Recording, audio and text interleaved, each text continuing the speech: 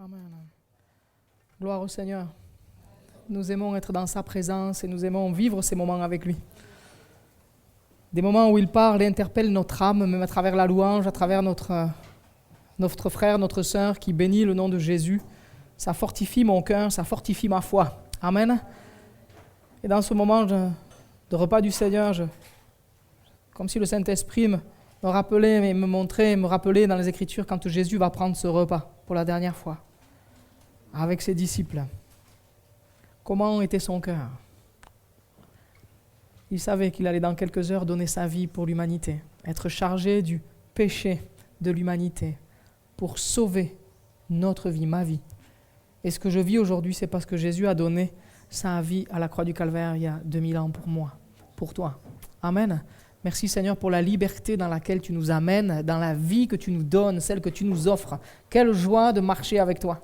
Quelle joie de te connaître. Amen. Que le Seigneur soit vraiment béni. Je voudrais partager avec vous la parole de Dieu ce matin avec cette première question. Quelle heure est-il? Quelle heure est-il? Quelle heure est-il à l'horloge du Seigneur? Quelle heure est-il dans le cœur de Dieu? Où en sommes-nous dans les temps qu'il a fixés? Où en sommes-nous? Alors, je n'ai pas la prétention de donner une réponse aujourd'hui en disant « il est telle heure, ça va se passer comme ça et comme ça », parce que la parole de Dieu nous dit que le jour du Seigneur Jésus, Dieu seul le sait quand c'est que ce sera. Des gens se sont aventurés en donnant des dates, en donnant des estimations. Ce n'est pas du tout mon cœur, ce n'est pas du tout ce que je veux partager avec vous ce matin, mais c'est que notre cœur se laisse interpeller par la parole de Dieu. Et je voudrais lire avec vous ce texte dans l'Écriture, dans Marc 13. Il est écrit ceci, à partir du verset 24, 13, 24. C'est Jésus qui parle de son retour, c'est lui qui est en train de parler.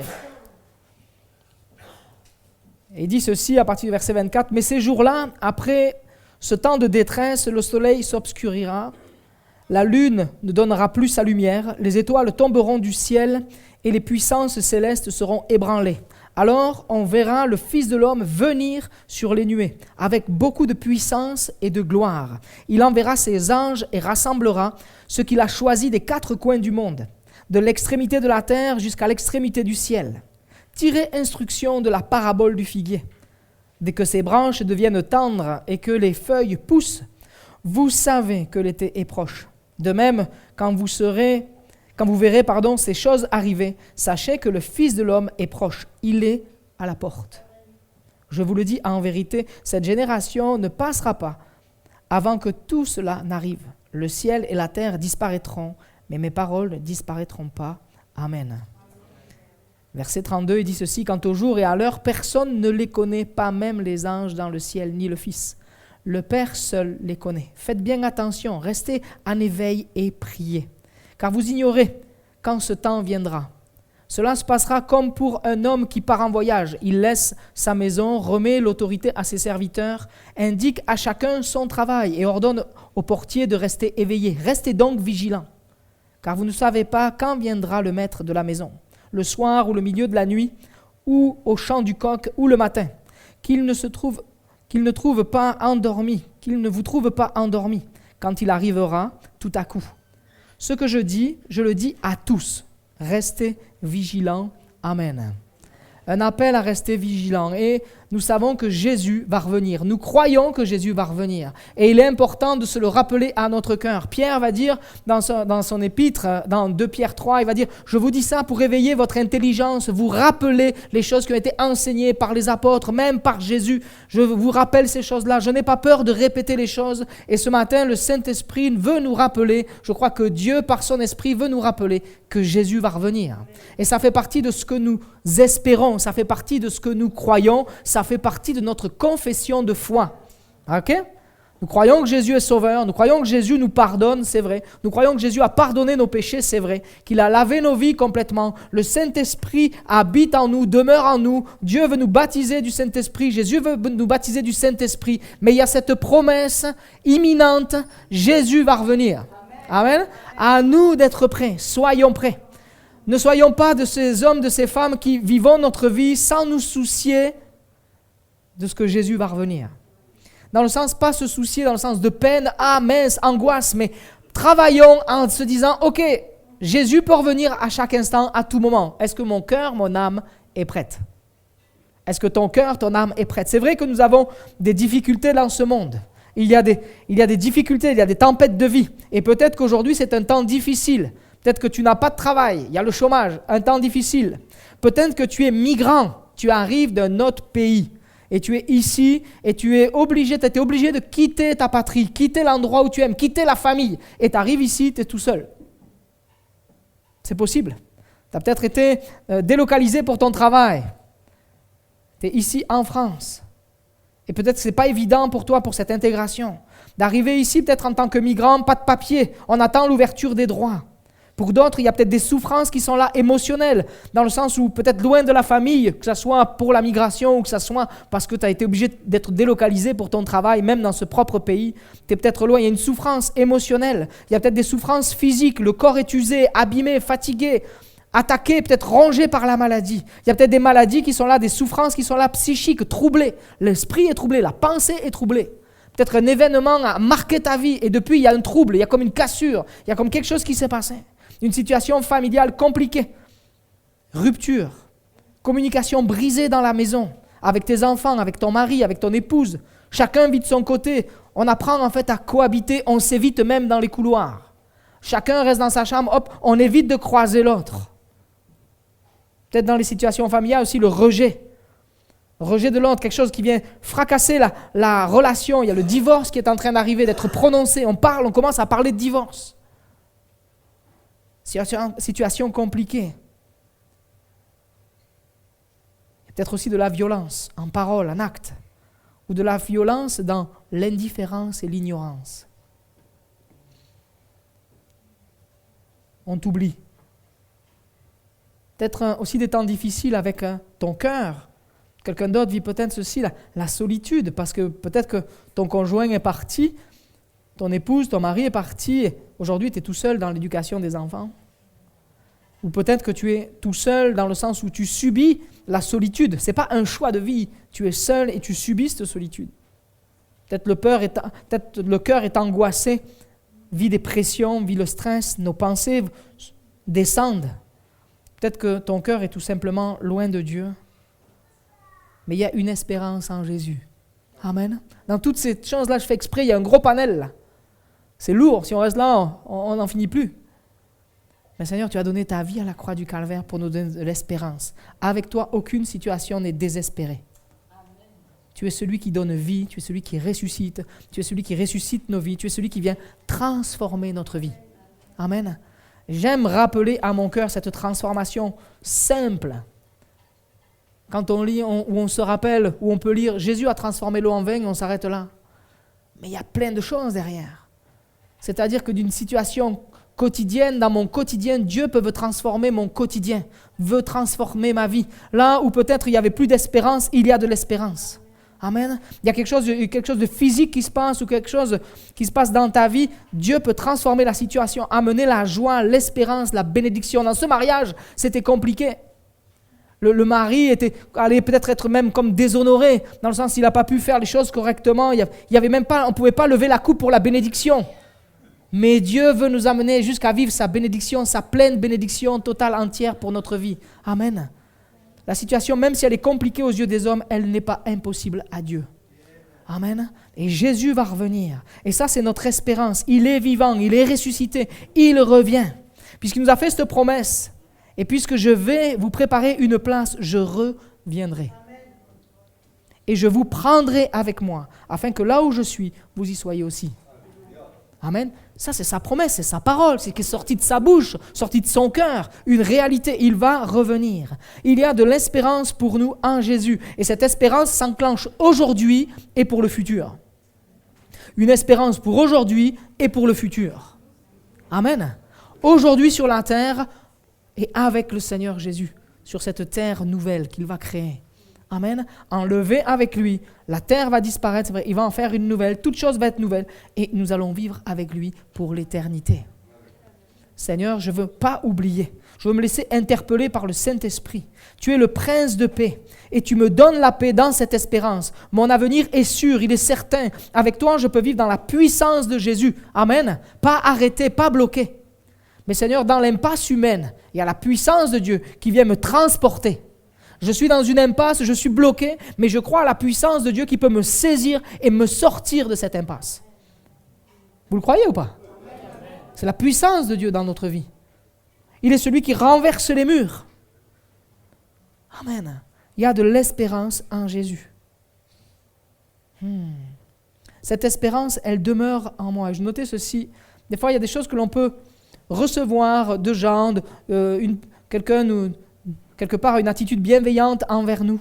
Et puis des fois, les choses, elles s'effacent dans notre cœur. Mais avec Dieu, l'espérance demeure et elle se renforce de jour en jour.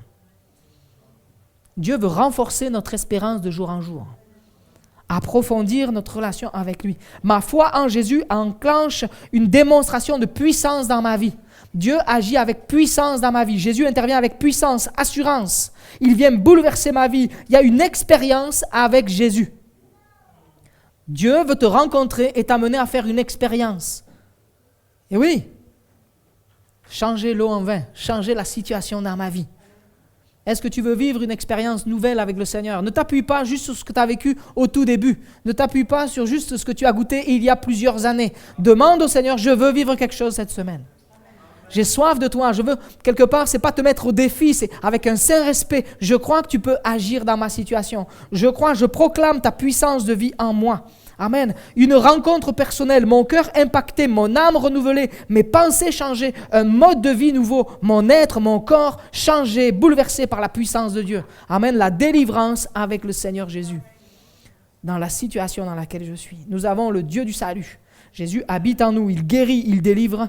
Nous avons parlé vendredi qu'il nous baptisait du Saint-Esprit. Nous ne voulons pas oublier l'œuvre puissante du Saint-Esprit dans nos vies. Amen. Nous en avons besoin dans notre quotidien. Ne passe pas à côté de l'œuvre de Dieu dans ta vie. Laisse-le agir. Le Saint-Esprit nous donne de vivre dans la victoire. Nous savons que Jésus revient, il est victorieux. Amen. J'aime ce texte de l'Écriture, 1 Corinthiens 1,18. En effet, le message, la prédication de la croix est une folie pour ceux qui périssent, c'est-à-dire tous ceux qui n'ont pas choisi de croire. Mais pour nous qui sommes sauvés, nous qui croyons, il est puissance de Dieu. Amen. Et cette puissance de Dieu, l'Évangile, m'amène à vivre dans l'espérance, la bonne nouvelle. Jésus transforme ma vie aujourd'hui, mais me prépare mon cœur pour le retour de Jésus. Une espérance actuelle et future. Ouais. Pierre va nous dire, attendez, hâtez la venue du jour de Dieu. Est-ce que j'attends le jour de Dieu? Est-ce que j'attends le jour du retour du Seigneur Jésus? Ou est-ce que, oui, c'est quelque chose que je suis censé croire, mais en fait, jamais je me dis, tiens, il peut revenir aujourd'hui. En tant que chrétiens, nous sommes appelés à attendre et à hâter. Aspirer à ce que ça vienne. Attendez, c'est cette promesse, attendre avec fermeté, et nous croyons que ce que Jésus a déclaré va s'accomplir. Nous ne sommes pas surpris, ne soyons pas surpris par le retour de Jésus. Quelque part, ça serait presque pas normal. Ça serait pas normal de dire « Ah mais s'il revient !» Non, j'aspire, je suis prêt. Mon âme veut partir avec lui, mon cœur veut partir. Je veux vivre avec lui pour toujours. Amen. Dans hâter, la définition, c'est accélérer, comme accélérer le temps.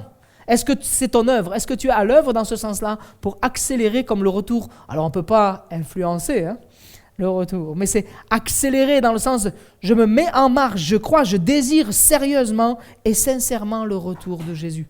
Je ne suis pas dans la crainte, je ne suis pas dans la peur, parce que nous avons un Dieu aimant, un Dieu qui nous aime, un Dieu qui nous a sauvés et qui nous remplit d'assurance et de paix. Et le Saint-Esprit nous dit quand mon cœur est en place avec Dieu ou quand mon cœur est décalé. Et oui, ça c'est l'œuvre du Saint-Esprit qui vient nous montrer. Un chrétien est dans cette espérance. Chrétien, ça veut dire appartenir au groupe de Jésus. Chrétien, c'est appartenir au groupe de. Et au groupe de chrétiens, de Christ. Au groupe de Christ, c'est le tien qui veut dire ça. Tien, ça veut dire appartenir. Et on appartient à Christ. Amen. Certains commentateurs peuvent dire que soit c'est les chrétiens, ceux qui croyaient au Seigneur Jésus au tout début, ont été appelés comme ça par moquerie. Et puis d'autres peuvent dire que c'était un choix d'appellation de ce groupe de personnes qui dit, nous, on veut se déclarer appartenant à Christ. On n'est pas de la secte du Nazaréen, on n'est pas de cette secte, c'est pas une secte, mais on appartient à Christ. Amen. Et puis même si ça a commencé avec la moquerie, quelque part, ça s'est tourné contre ceux qui se moquaient. Parce qu'aujourd'hui, le nombre de chrétiens est innombrable. Amen. Et Dieu veut sauver encore des hommes et des femmes pour appartenir à Christ. Ma première question, c'est à qui appartenons-nous aujourd'hui? À qui appartiens-tu? As-tu fait un choix clair? Un chrétien marque par sa vie la différence. Il appartient à Jésus. Dans son mode de vie, il appartient à Christ. Quelque part, ton comportement doit parler pour nous, et je vais le dire comme ça, doit parler pour toi.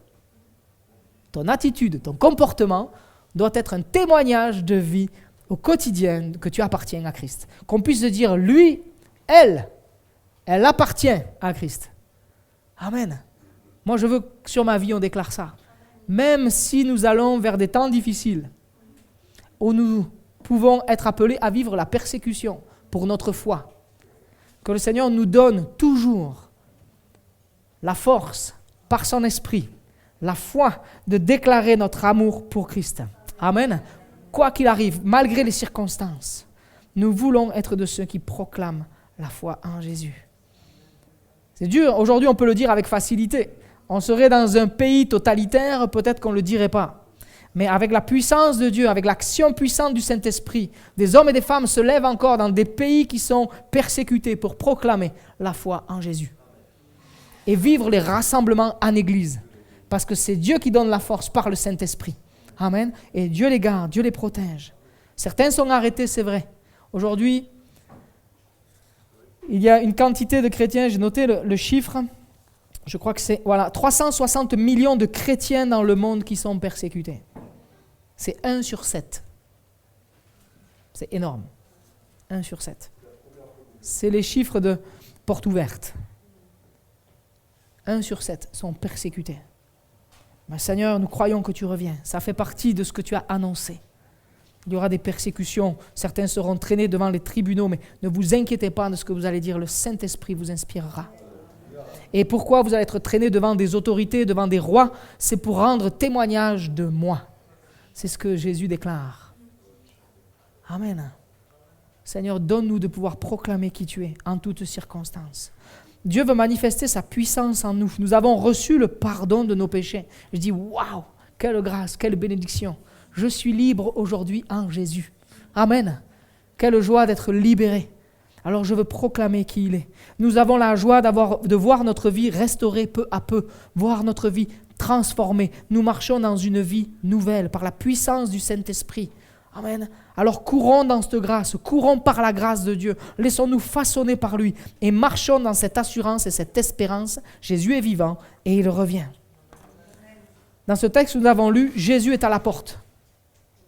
Et dans Marc 13, il en parle encore. Jésus va dire ceci. On va prendre ensemble ce texte on pourrait le prendre en parallèle de celui que l'on a lu. Il est écrit ceci. À partir du verset 1er, lorsque Jésus sortit du temple, un de ses disciples lui dit « Maître, regarde, quelle pierre et quelle construction !» Jésus lui répondit « Vois-tu, ces grandes constructions, il ne restera pas pierre sur pierre. Tout cela sera détruit. » Puis il s'assit sur le mont des Oliviers, en face du temple. Pierre, Jacques et Jean et André lui posèrent en privé cette question. Je m'arrête là premièrement. Verset 12, Jésus est avec tout le peuple. Il enseigne tout le peuple. Chapitre 12. Il enseigne tout le peuple. Toute la foule est là. Il parle de sa crucifixion. Il parle d'avoir un cœur honnête, faire des bons choix. Il enseigne cette vérité qu'il va y avoir la résurrection des morts. De ce commandement que l'on connaît, il va résumer la loi quelque part avec ces 2 commandements. Tu aimeras le Seigneur ton Dieu de tout ton cœur, toute ton âme, toute ta force, toute ta pensée et ton prochain comme toi-même.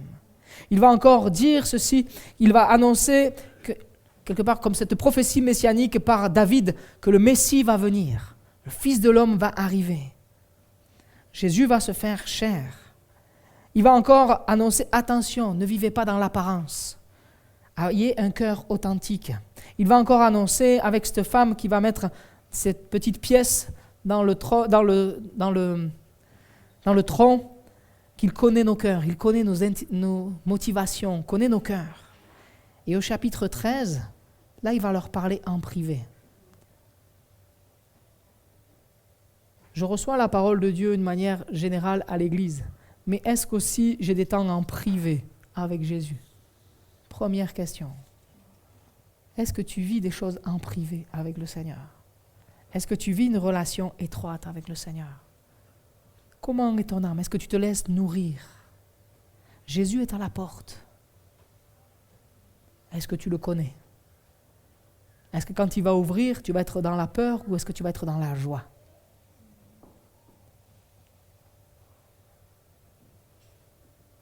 Lire la parole de Dieu, avoir une relation avec Dieu, avoir des temps d'intimité où quelque part même la porte de notre chambre est fermée et où je suis en tête à tête avec lui, où je reçois dans le temps privé des paroles de vie pour moi. Le temps privé est important, pourquoi? Parce que c'est là où je reçois aussi pour ma vie la mission que Dieu veut me donner, là où il veut m'amener. Et en assemblée plénière, certainement, il va confirmer sa parole. Ça peut être aussi de sens inverse, un appel dans un temps plénier et une confirmation dans le temps secret, dans le temps privé. Je repense à ce temps où Jésus va mettre Pierre à l'écart et lui dire « M'aimes-tu » première fois, « M'aimes-tu » une deuxième fois, « M'aimes-tu » une troisième fois. Et Jésus va lui dire, nourris mes agneaux, nourris mes brebis. Prends soin, de mes brebis, nourris mes brebis. Il va recevoir la mission. Le Seigneur va déposer dans ton cœur, dans le temps privé, des choses à accomplir pour sa gloire. Parce que Jésus revient, mais en attendant son retour, il nous missionne, il nous envoie.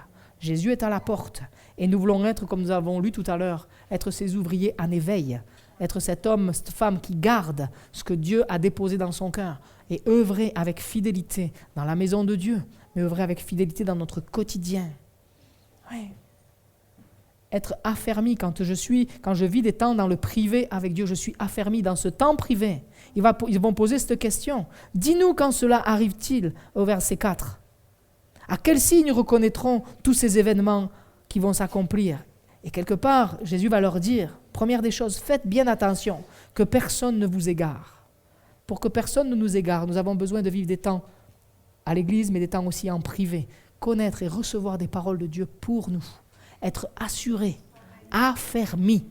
Amen. Et on est affermi par la parole de Dieu. Vous êtes suffisamment capacité par Dieu pour lire la parole de Dieu et comprendre la parole de Dieu. Le Saint-Esprit, c'est lui qui révèle sa parole à nos cœurs. Et la parole de Dieu est accessible à tout le monde, pas simplement à des élites comme certains le font croire. C'est faux, la parole de Dieu elle est pour tous. L'évangile est pour tous, et puissance de vie pour tous, et nous sommes tous capables de recevoir de la part de Dieu une parole qui nous donne à vivre la mission de Dieu pour notre vie. Amen. Vivons-le, enclenchons ça, rentrons dans la maturité. Amen. Ne recevons pas la béquille, mais soyons hommes et femmes adultes, capables de recevoir. Yonggi Cho a fait cette prière, il disait, je ne comprenais pas la parole de Dieu, j'ai eu besoin de recevoir, de comprendre la révélation de la parole de Dieu. Et cet homme a eu un ministère énorme avec des quantités d'hommes et de femmes qui sont tournés vers le Seigneur. Le Seigneur est capable de nous rendre capables de recevoir la parole de Dieu, de comprendre, de saisir. Ouvre mon intelligence spirituelle. Paul va dire, je prie pour que vos yeux s'ouvrent, que notre intelligence spirituelle soit renouvelée. Alors prions, faisons cette prière pour nous. Jésus, tu reviens, je veux préparer mon cœur pour toi. Je veux rentrer dans cette dynamique de vie. Amen. Alors prenons garde. Ensuite il va dire, verset 6, en effet, beaucoup viendront en mon nom et diront c'est moi, se faire passer pour le Messie. Ok ? Et ça on l'a déjà entendu. Vous le savez, verset 7. Quand vous entendrez parler de guerre et de menaces de guerre, ne vous laissez pas effrayer, car il faut que ces choses arrivent. Cependant, ce ne sera pas encore la fin. Une nation se dressera contre une nation, un royaume contre un autre royaume. En divers endroits, il y aura des tremblements de terre, il y aura des famines et des troubles. Ce sera le commencement des douleurs. Faites attention à vous-même. Est-ce qu'on n'entend pas depuis des années parler de guerre et de bruit de guerre? Aujourd'hui, quand on fait le point, regardez en Ukraine, en Éthiopie, au Yémen, Myanmar, je ne sais pas trop comment on le dit, Haïti, la Syrie, le Mozambique, l'Afghanistan, Taïwan cette semaine, avec la Chine, Jérusalem. Regardez tout ce qui se passe. Bruit de guerre. Seigneur, garde mon cœur en éveil. Tu as dit que tu allais revenir. Je veux que mon cœur soit prêt, entretenu par toi. L'ennemi ne cesse d'essayer de nous endormir, de nous amener à changer notre focus. Notre focus, quelque part, est sur à la fois le ciel et sur la terre. C'est-à-dire, on regarde à toi pour œuvrer sur la terre à la manière que tu veux. Nous savons que de la manière dont tu as été enlevé, tu vas revenir. Et Seigneur, je veux garder les yeux quelque part sur ta main, sur la main du Maître. Qu'est-ce que tu veux que j'accomplisse? L'ennemi veut nous endormir, veut endormir les chrétiens et les non-chrétiens. Les non-chrétiens, leur boucher les oreilles. Mais non, c'est des fables, c'est des histoires. Jamais Jésus va revenir. Et Pierre, dans le livre de Pierre, pouvait voir, oui, mais certains disent, mais depuis le temps que ça a été annoncé, il n'y a rien qui a bougé depuis la création. Non, c'est faux, on voit les choses s'accélérer, on voit les choses se passer. On a vu les prophéties s'accomplir. Et il y en a d'autres qui sont en train et en marche. Et elles vont s'accomplir, c'est certain. Que notre cœur soit prêt. Alors doucement, pas de bruit, l'ennemi dit. Oula, n'allons pas faire craquer le parquet, que les gens ne chantent pas trop fort, oulala, on ne sait jamais. L'ennemi veut endormir l'Église, cherche à souffler un vent d'assoupissement. Mais le Saint-Esprit veut nous réveiller, et je veux avoir un cœur réveillé et être prêt pour le retour de Jésus. Amen. Mon âme a besoin d'être prête, et je veux me tenir prêt, réveillé par le Saint-Esprit. Un cœur qui est prêt et en vive application devant le Seigneur. Je ne veux pas me laisser effrayer. Des fois, l'ennemi nous dit, par exemple, pour un prédicateur, ne prêche pas trop ça, ne les confronte pas trop. Mais non, je veux prêcher la parole de Dieu. Amen. Annoncer la parole de Dieu. Jésus revient. Es-tu prêt? Est-ce que ton âme est prête? Est-ce que ton cœur est prêt? Je veux faire attention à moi, à mon cœur, ma vie. Je ne veux pas vivre comme si ce n'était pas vrai. Paul nous encourage à bâtir avec des matériaux qui restent, qui résistent au feu. Seigneur, je veux bâtir ma vie avec des matériaux qui durent, matériaux qui t'honorent. Je veux mettre en pratique l'Évangile. L'Évangile est quelque chose de concret, de quotidien. Ne soyons pas des auditeurs oublieux et mettons en œuvre notre salut. Alors, quelle heure est-il à l'horloge de Dieu? Quelle heure est-il? Les faux prophètes, on les entend, vous les avez en pagaille sur Internet. Il y en a à foison. Hommes, femmes qui amènent dans des directions opposées à la sainte doctrine. Que le Saint-Esprit nous donne à chacun du discernement. Quand j'écoute une prédication, que mon cœur soit alerté, c'est faux, je zappe, je ne vais pas rester jusqu'au bout. Et même je préviens mon ami, hey, regarde pas ça, j'ai vu ça, c'est pas bon. Ou on va en parler, demander conseil, osez demander conseil, osons demander conseil et prions pour ça. Ces bruits de guerre que nous entendons, les famines que nous voyons, les troubles, la grêle il y a quelques jours à Vichy qui a tout détruit. Des troubles climatiques, le réchauffement climatique, le beluga dans la Seine. Cette semaine. Est-ce que c'est normal? Non. Alors, est-ce que Jésus est à la porte? Jésus est à la porte. Les persécutions, comme on disait tout à l'heure. Jésus va revenir, c'est sûr.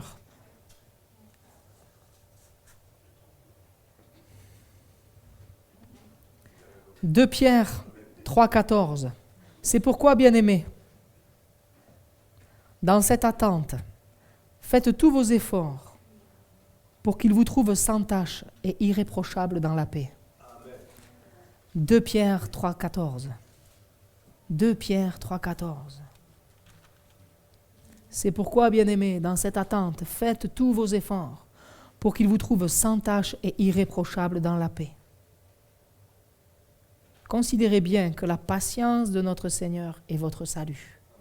une occasion de pouvoir faire le point avec le Seigneur. La patience de Dieu n'est pas que Dieu nous a oubliés, mais c'est que Dieu veut que le maximum puisse se tourner vers lui, fasse l'expérience de la nouvelle naissance, la conversion. Et peut-être nous qui sommes chrétiens, refaire le point sur notre cœur. Mes priorités. Mes priorités. Qu'est-ce que Dieu me demande? Éphésiens 5, 27. Dieu veut que nous soyons une église glorieuse, sans tache ni ride, ni rien de semblable, mais saine et irréprochable. Et c'est possible, parce que Jésus a donné sa vie à la croix du Calvaire. Jésus s'est offert pour chacun de nous, pour nous purifier, pour nous rendre saints. Nous sommes purs par la foi en Jésus-Christ, parce que le sang de Jésus a été versé pour nous. Amen. Son sang a coulé à la croix pour ma vie, pour changer, transformer ma vie, enlever l'iniquité, enlever le péché, enlever ce qui est mauvais, enlever tout ce qui a pu me salir, tout ce qui a pu me souiller. Je suis rendu pur par le sang de Jésus. Amen. Pardonné par le sang de Jésus. Et le Saint-Esprit qui vit en moi m'amène à marcher dans la sanctification, marcher de progrès en progrès, abandonner petit à petit ce qui n'est pas à la gloire de Dieu.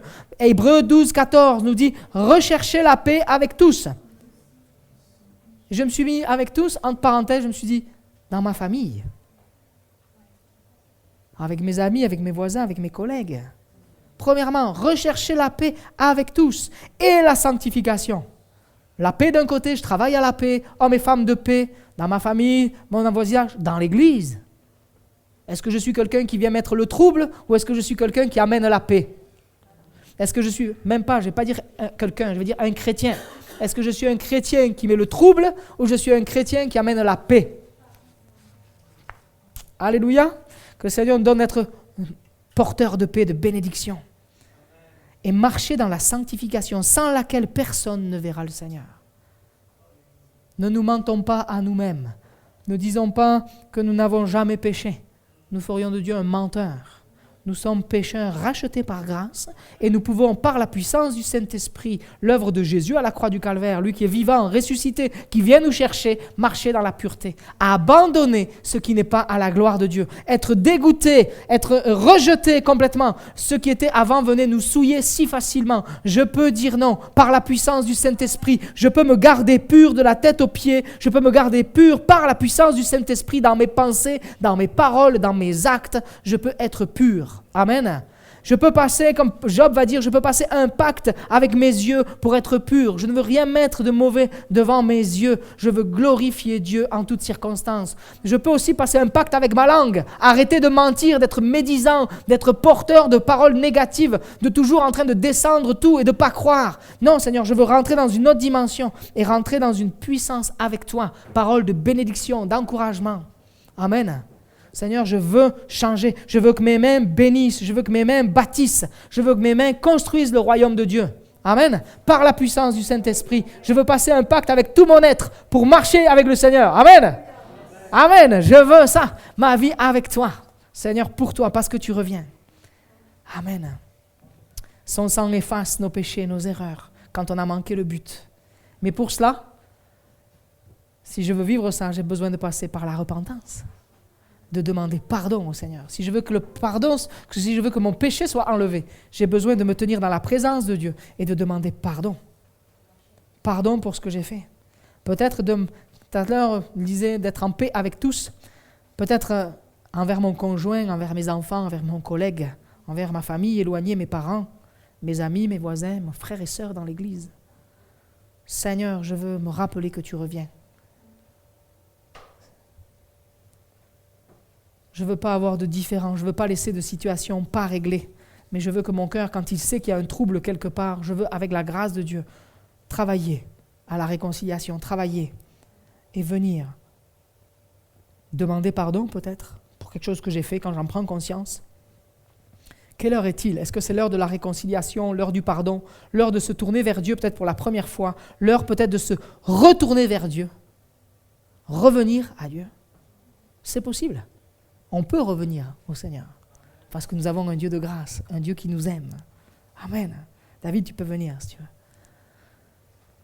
Quelle heure est-il encore de mettre en œuvre notre salut, bien-aimé? Jésus est à la porte. ce texte que nous avons lu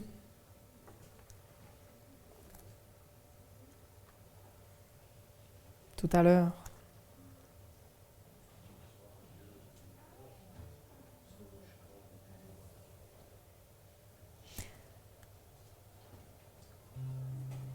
Restez donc vigilants, même un peu plus haut, verset 34.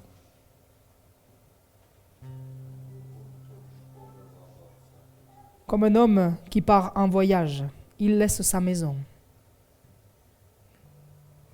Remet l'autorité à ses serviteurs, indique à chacun son travail et ordonne au portier de rester éveillé. Restez donc vigilants, car vous ne savez pas quand viendra le maître de la maison, le soir, au milieu de la nuit, ou au chant du coq, ou le matin, qu'il ne vous trouve pas endormis quand il arrivera tout à coup. Ce que je vous ai dit, je le dis à tous, restez vigilants. Ce qu'il a dit dans le privé, c'est pour toute son Église. C'est pour tous ses enfants. C'est pour tout son peuple. Il leur a donné ces paroles pour que ces paroles soient répétées à l'Église, soient répétées à chacun de nous. Que je ne sois pas trouvé endormi, mais que je sois là, debout, veillant, priant, exerçant, mettant en marche ce que Dieu a déposé dans ma vie, le mettre à l'œuvre pour le royaume de Dieu. Nous sommes appelés à servir le Seigneur bien-aimé. Et nous sommes de plus en plus, quelque part, comme amenés, pressés par le Saint-Esprit ici à Moulins, à nous mettre en place et à nous mettre à l'œuvre les uns avec les autres, les uns pour les autres, pas les uns contre les autres, mais les uns ensemble, l'un avec l'autre, main dans la main, une main d'association, collaborateurs, ouvriers qui collaborent avec Christ et travaillant ensemble, une église unie qui va chacun trouver sa place pour servir le Seigneur. Jésus est à la porte, que nous ne soyons pas trouvés endormis en disant les autres vont le faire, moi je vais rester à la maison, ils ont qu'à y aller eux, ils ont qu'à passer devant. Non, allons ensemble, montons en première ligne ensemble, avançons ensemble, parce que Jésus est à la porte. Ce message, il est pour nous ce matin. Jésus revient, Jésus va arriver, mais tant qu'il n'est pas encore là, nous sommes appelés à proclamer l'amour de Dieu. Nous sommes appelés à proclamer qui il est, son pardon, sa grâce, son amour, sa transformation. Et nous allons petit à petit rentrer dans une dimension nouvelle avec la vie de l'Esprit. Vendredi, nous avons eu un temps merveilleux dans la présence de Dieu. L'Église a été visitée, je le crois, dans la prière. Et nous sommes appelés à vivre ces temps de manière de plus en plus intense, fort, conduit par le Saint-Esprit. Un local va être construit par la grâce de Dieu, nous le croyons. Ce n'est pas pour qu'il reste vide. C'est pour que cet endroit, ce lieu soit connu, reconnu. Qu'on entende, que le royaume de Dieu s'étende, que ça soit un endroit, le premier, et qu'il y en ait d'autres.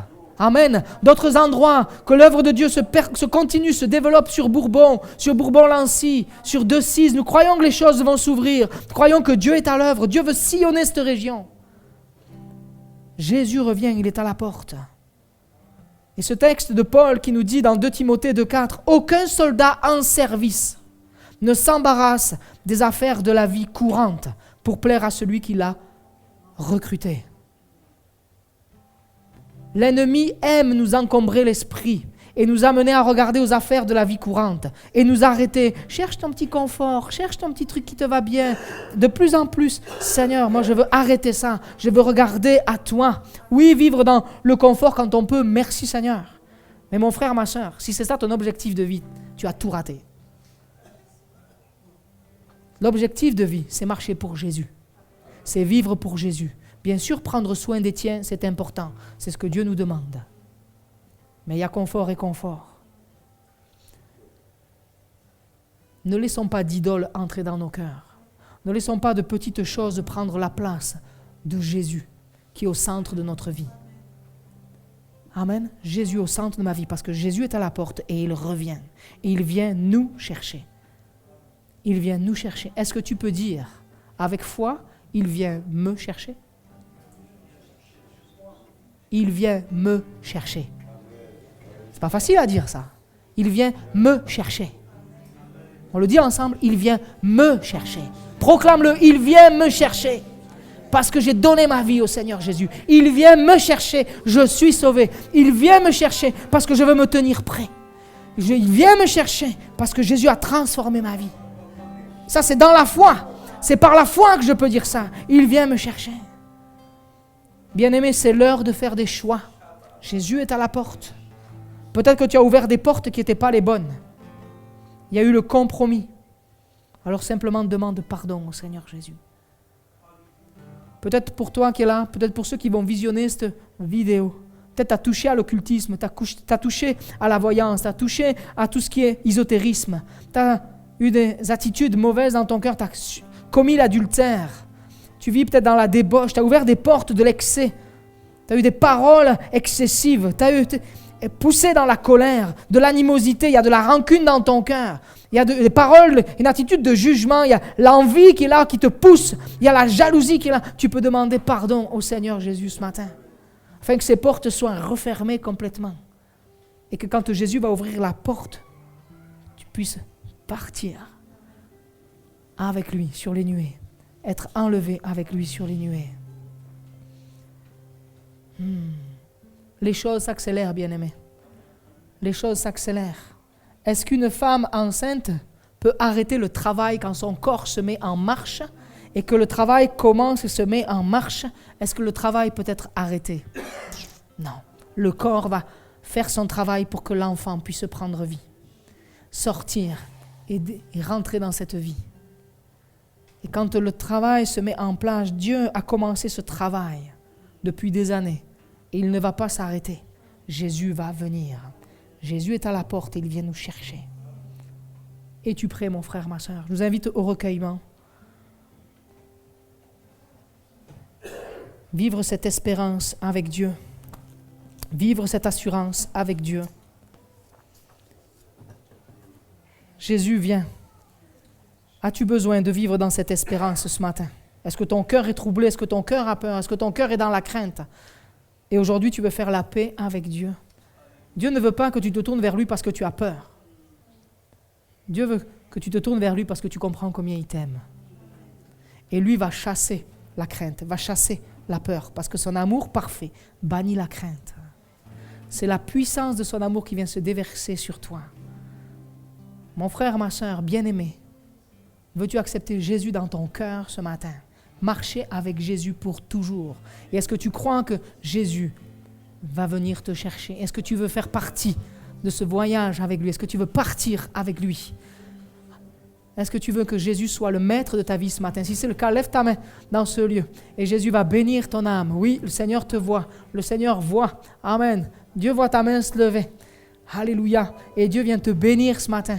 Il vient amener la paix dans ton cœur. Jésus revient et veut déposer dans ton cœur l'assurance que tu vas partir avec lui. Il vient te chercher. Et tu peux dire maintenant avec foi, je pars avec Jésus. Il vient me chercher. Alléluia. Seigneur, je prie pour chacun des bien-aimés qui lèvent leurs mains en ce moment, afin que cette conviction puissante déposée par le Saint-Esprit, déposée, une conviction posée par le Saint-Esprit, il puisse dire, Jésus vient me chercher.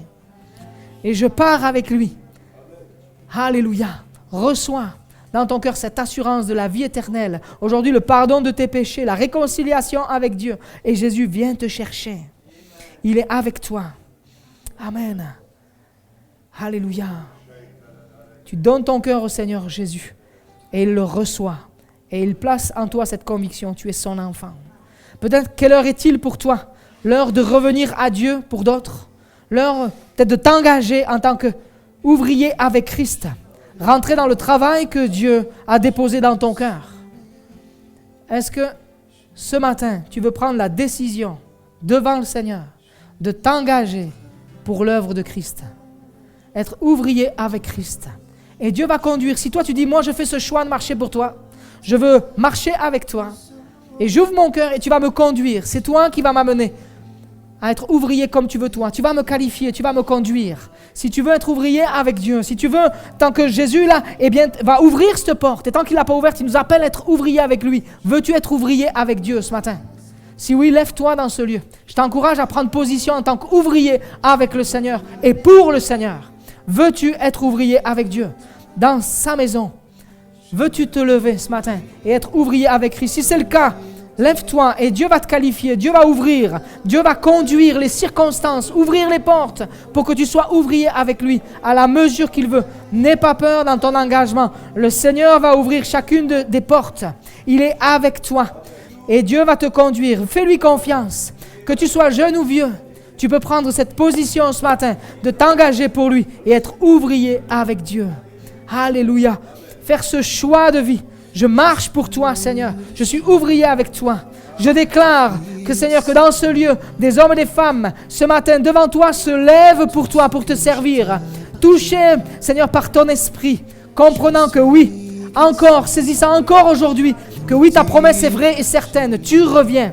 Tu viens nous chercher, mais en attendant, tu nous appelles à être ouvriers avec toi. Merci parce que tu nous qualifies. Nous ne voulons pas être endormis. Nous ne voulons pas nous laisser endormir par l'ennemi, nous laissant croire que nous ne pouvons pas nous te servir. Mais Seigneur, tu fais de nous tes ouvriers. Tu nous qualifies chacun par ton esprit. Seigneur, et merci pour ton œuvre parfaite dans nos vies. Merci parce que tu vas aboutir. Merci parce que tu es le Dieu qui qualifie ce matin. Tu le fais par le Saint-Esprit. Nous nous levons en ta présence avec foi, croyant que tu fais de nous tes ouvriers. Merci pour cette espérance.